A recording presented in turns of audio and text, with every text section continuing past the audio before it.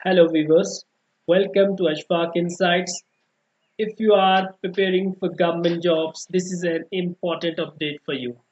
In this video, I am providing you the information regarding newly advertised post by JKSSB under advertisement number 5 of 2026.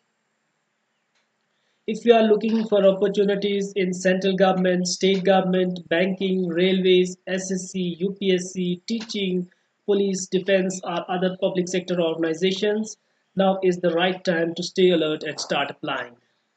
Before applying, always read the official notification carefully to verify your eligibility and understand the complete recruitment process.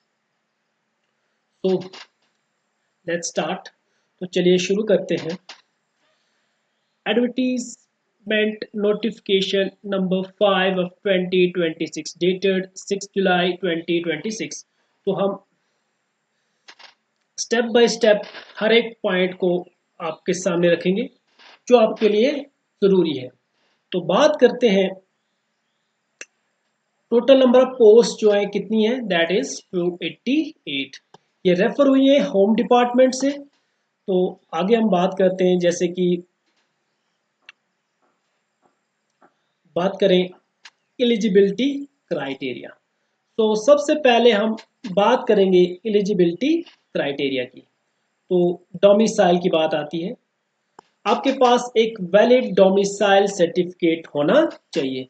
The candidates seeking to apply for the advertised post shall be domicile of the Union Territory of Jammu and Kashmir and must possess a valid domicile certificate. तो अगर आप एक UT of Jammu and Kashmir के रहने वाले हैं तो आपके पास वैलिड डोमिसाइल सर्टिफिकेट होना चाहिए. इसी तरह बात करते हैं वैकेंसीज की. पहले हम वैकेंसीज पे आने से पहले हम बात करेंगे एज लिमिट की. तो एज लिमिट की अगर हम बात करते हैं, the requirement of age for applying against this post as on 1/1/2026 for open merit and various reserve categories candidates shall be age under. कहता है कि आपकी जो एज है 1 जनवरी 2026 में जो है 18 साल होनी चाहिए. मतलब कि 1 जनवरी 2026 तक आपकी एज जो है 18 साल या उससे ज़्यादा होनी चाहिए, तब आप एलिजिबल हैं एज के हिसाब से. बात करते हैं ओपन मेरिट की. ओपन मेरिट में मैक्सिमम जो एज लिमिट है दैट इज 40 इयर्स. एससी की बात करें 43 इयर्स, एसटी 1 43. इसी तरह आगे जितनी भी आपकी रिजर्व कैटेगरीज आती हैं, चाहे वो आरबी है, एलसी है, ईडब्ल्यूएस है, सब में आप देख सकते हैं 43 जो है मैक्सिमम एज लिमिट रखी गई है. इसी तरह बात करते हैं एक्स सर्विस मैन की. Every ex-serviceman having served in the armed forces shall be allowed to deduct the period of such service from his actual age, and if the resultant age does not exceed the maximum age limit prescribed for the post by more than 3 years, he shall be deemed to satisfy the condition regarding age limit. तो कहने का मतलब ये है, जैसे एक example लेते हैं, किसी एक्स सर्विसमैन की एज अभी के टाइम पे 50 इयर्स है और उसकी जो सर्विस है दैट इज 15 इयर्स उसने सर्व किया है आर्म्ड फोर्सेस में. तो अगर हम उस सर्विस को डिडक्ट करके देखें तो उसकी जो एज बढ़ रही है दैट इज 35 इयर्स. 35 इयर्स में भी अगर हम ऐड कर ले 3 years more that the prescribe, मतलब कि जो prescribe age limit that is 40 में. इसी तरह अगर 35 में एज अगर हम 3 और साल अगर ऐड कर देते हैं तो उसकी एज जो है बन रही है दैट इज 38 इयर्स. तो ही इज एलिजिबल. लेकिन इसी तरह एक और एग्जांपल अगर हम लें, किसी एक्स सर्विसमैन की एज अभी के टाइम 55 इयर्स है और उसकी जो सर्विस है दैट इज 10 इयर्स. अगर उसकी 10 साल की सर्विस है, 55 उसकी एज है, अब दो जो 10 साल की सर्विस है उसको अगर हम डिडक्ट करें उसकी एज जो है बन रही है that is 45 years.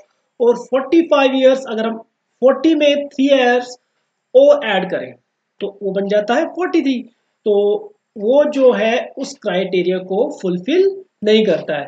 He does not satisfy the given condition, so he she will not be eligible. तो जिसकी भी एज लिमिट हम सिंपल वे में अगर हम बताएं तो जिसकी भी एज एज एक्स सर्विसमैन, काफ़ी ये जो है इस पे बात करते हैं, तो मैं कहूँगा कि जो एक्स सर्विसमैन है, जो नोटिफिकेशन के रिगार्डिंग है, उसकी एज जो है 43 मैक्सिमम होनी चाहिए सर्विस को डिडक्ट करने के बाद।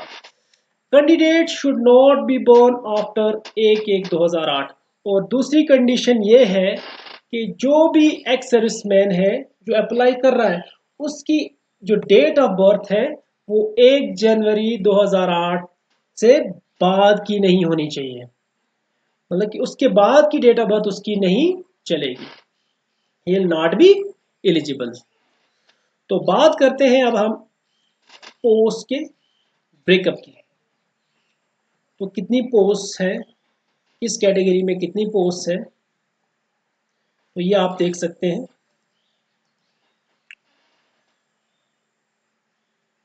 सबसे पहले item number 92, department that is home department. सब डिपार्टमेंट की बात करें J&K प्राइजेंट डिपार्टमेंट, तो लेवल 2 की ये पोस्ट रहने वाली है। और वार्डर नाम है पोस्ट का। यूटी लेवल पे 115 पोस्ट जो है ओपन मेरिट में होगी, एससी में 23, इसी तरह ST1 में 29, ST2 में 29, और आगे ओबीसी की बात करें 24, आरबी में 29, ईडब्ल्यूएस में 28, और टोटल पोस्ट जो है 288 रहने वाली है। अब हम बात करते हैं क्वालिफिकेशन की। तो minimum matric maximum 10+2 from a recognised board of school. तो क्वालिफिकेशन की बात आती है तो आपको ये जहन में रखना है कि minimum qualification for this post is 10th। That is एक बंदा जो है अगर 10th पास है वो भी इस पोस्ट के लिए अप्लाई कर सकता है। लेकिन साथ में आपने मैक्सिमम क्वालिफिकेशन का भी ध्यान रखना है, that is maximum qualification for that post is 10+2। तो अगर आप ग्रेजुएट हैं तो you are not eligible for this post. तो आपने क्वालिफिकेशन पे ध्यान रखना है कि ये सिर्फ उनके लिए है जो 10th पास है और 12th पास है। इसी तरह बात करते हैं physical standard test and physical endurance test. तो फिजिकल स्टैंडर्ड्स की अगर हम बात करें, for males minimum height 5 feet 6 inches. तो मिनिमम हाइट जो है रखी गई है 5 फीट 6 इंच की, और चेस्ट की जो गिर्थ है दैट इज 32 to 33.5 मिनिमम इसका फैलाव होना चाहिए, दैट इज 32 to 33.5। बात करें फीमेल्स में, तो फीमेल्स में जो हाइट है that is minimum height that is 5 feet and 2 inches. अब बात करते हैं physical endurance test. Physical endurance test जो आपकी एबिलिटी को शो करता है, जैसे कि मेल्स की बात करें 1600 मीटर्स इन 6.5 मिनट। आप मेल्स में जो है उनको 1600 मीटर जो है डिस्टेंस कवर करना है 6.5 मिनट्स में। इसी तरह फीमेल्स को लिए 1 किलोमीटर जो है डिस्टेंस उन्हें कवर करना है 6.5 मिनट्स में। इसी तरह पुशअप्स की बात करें, मेल कैंडिडेट्स ओनली 20 पुशअप्स और 1 cycle of up and down to be counted as 1। और जो एक साइकिल है अप एंड डाउन का उसको एक माना जाएगा। तो आपने ये 20 पुशअप्स जो है निकालने हैं मेल्स के लिए। फीमेल्स की बात करें तो 4 kg का that is 14.5 feet in 3 attempt, मतलब कि 3 अटेम्प्ट में आपने 14.5 फीट का जो है डिस्टेंस पे उसको थ्रो करना है, that is short put. Okay, इसी तरह बात करते हैं physical endurance test shall be of qualifying nature for which no marks will be allotted. ये सिर्फ क्या है, एक क्वालिफाइंग नेचर का होगा, यहाँ आपको कोई मार्क्स दिए नहीं जाएंगे। ठीक है, बात करेंगे अब हम फीस की। अगर हम बात करें इससे पहले थोड़ा सा और डिस्कस करते हैं कि जो 30 इयर्स, जिनकी एज 30 इयर्स तक है, उनके लिए मेल्स की बात कर रहे हैं, 6.5 मिनट में आपने 1600 मीटर डिस्टेंस कवर करना है और 20 पुशअप्स निकालने हैं। इसी तरह अगर 30 से 40 के बीच में अगर आपकी उम्र है तो आपको 7.5 मिनट में 1600 मीटर डिस्टेंस कवर करना और 16 पुशअप्स आपने निकालने। इसी तरह आगे फिर अबो 48 8.5 मिनट और 12 पुशअप्स। तो फीमेल्स के लिए अलग क्राइटेरिया है, 6.5 मिनट में आपने 14.5 फीट जो है उसको मतलब कि 6.5 मिनट जो है आपके लिए क्या है, डिस्टेंस आपने कवर करना है 1 किलोमीटर का। इस तरह 7.5 मिनट में 1 किलोमीटर अगर 30 से 40 के बीच में है तो ये आपने ध्यान रखना है। तो बात करते हैं अब हम इसकी फीस क्या रहने वाली है। तो फीस की बात करते हैं। So let's talk about fee.